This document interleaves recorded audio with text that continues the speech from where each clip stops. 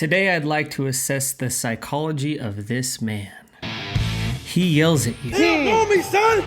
19! They don't know me, son! He says fuck a lot. Get the fuck over hitting that fucking snooze button. You're afraid to fucking F? Fuck yeah! But there's a motherfucker out there! He's always running. This guy can run 120-mile week! And he's become a figurehead for men and women alike that are on a journey of self-improvement. He's also a polarizing figure. Some people think he's mentally ill. Others don't like how he uses language. Some of you are so weak, just being in your very presence can make a man go impotent. And some, I imagine, just don't like being yelled at. Despite these apparent rough edges, he has undeniably gripped the public imagination at a magnitude that few of us ever will. That alone makes him intriguing as hell to me. So in today's video, we are going to analyze this man from 3 different psychological perspectives. My hope is that these different perspectives will add contour and richness to our understanding of who we talk about when we talk about David Goggins. When we assess anything from the biological perspective, we are looking to form an understanding through the lens of neurochemistry and brain structure. Now, at any given moment, there are about 80 to 100 billion neurons in your brain. If you just had a beer, possibly less, but you're watching this video, so it all evens out. Yin yang. So let's start by taking a look at this clip of David talking about his relationship to pain. Your body and mind will always adjust to more suffering, to more pain. If you want to push harder, know this. Your mind quits waiting for your body does. Whether he's aware of it or not, he is describing something known in neuroscience as the pain-pleasure balance. Anna Lemke, professor of psychiatry at Stanford, can tell us a bit more about this process. Imagine that in your reward pathway, there's a teeter-totter like in a kid's playground. The first and most important rule is that the balance wants to remain level. I like to think of that as these neuroadaptation gremlins hopping on the pain side of the balance to bring us level again. So let's break this down a bit. Whenever David laces them up, he is pushing on the pain side of his brain, triggering the release of adaptogenic neurochemistry. And this is how the brain copes with the physical exertion. Now, because the brain is always after a state of homeostasis, after the exercise is over, he will receive a massive influx of feel-good neurochemistry. This is the brain's way of counterbalancing the deficit state he was in just moments prior. So despite what looks like a masochistic, self-punishing lifestyle of woe and suffering, under the hood, David is producing an abundance of neurochemicals associated with psychological health and well-being. And it's in this way that his pain-first philosophy actually makes so much biological sense. So if we intentionally press on the pain side of the balance, they will hop on the pleasure side of the balance, setting in motion our body's own upregulating mechanisms to increase our feel-good neurotransmitters like dopamine, serotonin, norepinephrine. Yay! David also intuitively understands the value of limbic friction, or as he calls it, armoring the mind. And I found out on my own pretty much through tons of repetition of the same thing that you don't want to do. And that's the key thing. Through repetition of things you don't want to do, you develop mental, like an armor for your mind. There is a brain structure called the AMCC, the anterior mid-cingulate cortex. It's associated not only with willpower, but with the will to life itself. But what's interesting about this brain area is when people do anything that they, and this is the important part, that they don't want to do. Right. It's not about adding more work, it's about adding more work that you don't want to do. Yes.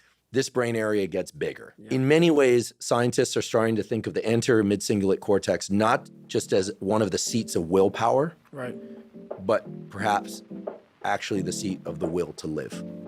So, David's philosophy of doing things that he hates is actually a perfect strategy for strengthening this region of the brain, and I would go as far as to say is in part responsible for the amazing feats he's achieved.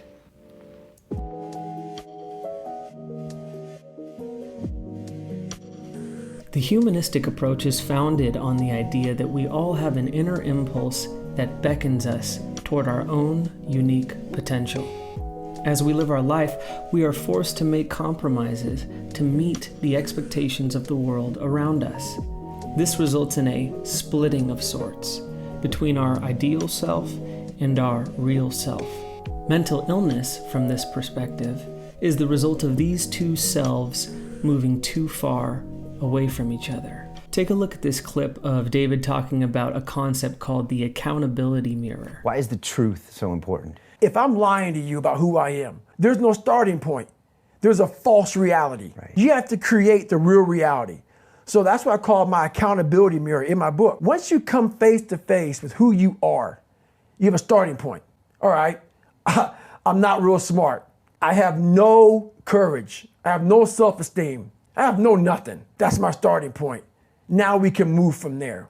We can see how the accountability mirror can be a useful strategy to maintain internal congruence. In a way, it's as if David is taking these two selves and forcing them into dialogue with one another. The humanistic perspective also involves something called the actualizing tendency, described as an innate drive toward growth that exists in all beings. Carl Rogers put it this way: the curious paradox is that when I accept myself just as I am, then I can change. Now let's take a look at how David relates to his own potential. My biggest fear is that one day I'm going to reach a judgment of my life. Let's say you're God, and you're judging us all now. So we're in line, we're all sitting there in line, next in line, David Goggins. You say, read this, man. And I'm reading this list, and I'm seeing 182 pounds, Navy SEAL, Ranger School, motivational speaker, changing lives. Okay, man, pull-up record, all this shit. And I'm like, that's not me, man. And God looks at me and says, that's who you were supposed to be. I want to go up there and not have anything left on the table. I want to drain my soul of every fucking bit of person I am.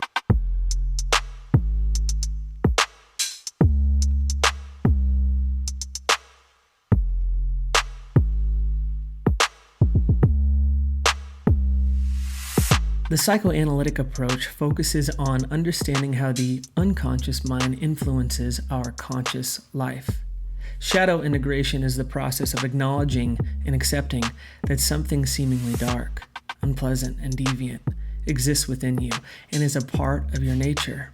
And the less it is embodied in the individual's conscious life, the blacker and denser it is. David has personified his shadow and given it a name, Goggins. And it is from this dark place that David draws energy in times of intense distress. My name is David Goggins. I created Goggins. Goggins is the guy that can take anything you put in front of him. So the dark side is something that I've designed. It's an evil place I can go that very few things can hurt. David is a living example of something that we all have the capacity to do, which is to explore, harness, and integrate lost parts of ourself in service of our own growth. Hey everybody, thanks for watching this video. This video was a test for me, and I just wanted to get real about this. I'm not like a video editor, and throughout this process there was all kinds of insecurities and doubts coming up and procrastination, and using what I've learned from David Goggins' psychology, I was able to reframe a lot of this stuff as just like, oh, I'm feeling discouraged right now, or I'm feeling like this isn't going to be good. Good, because I'm encountering this negative thing, that means that I'm going into unknown territory, or I'm growing in some way. So I hope that if there's some project that you're thinking about doing or whatever, that you stick with it, and see it through, because this isn't perfect the way that I want it to come out, but I'm glad that I did it. So I'll see you at the next video, and thanks for watching.